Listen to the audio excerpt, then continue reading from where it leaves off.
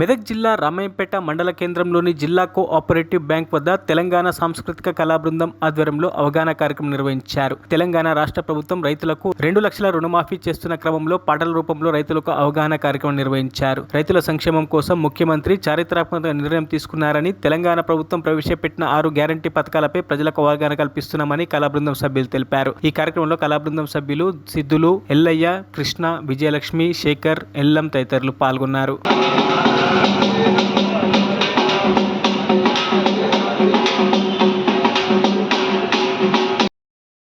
పౌర సంబంధాల శాఖ వారి ఆధ్వర్యంలో కలెక్టర్ గారి ఆదేశాల మేరకు మరి బ్యాంకుల వద్ద మరి రైతులు ఉంటారు కాబట్టి రైతుల కోసం మరి రుణమాఫీ చేసిన ప్రభుత్వం మరి రేవంత్ రెడ్డి ముఖ్యమంత్రి గారి సహకారంతో మరి అన్నం పెట్టే రైతు మరి కడుపు మార్చుకోవద్దని చెప్పి మరి లక్షలోపున్న రుణాలను మాఫీ చేయడం జరిగింది. కాబట్టి ప్రతి ఒక్కరు కూడా సద్వినియోగం చేసుకుంటారని చెప్పి కోరుతూ ఈ కార్యక్రమాన్ని రామాయంపేట గ్రామంలో చేపట్టడం జరిగింది.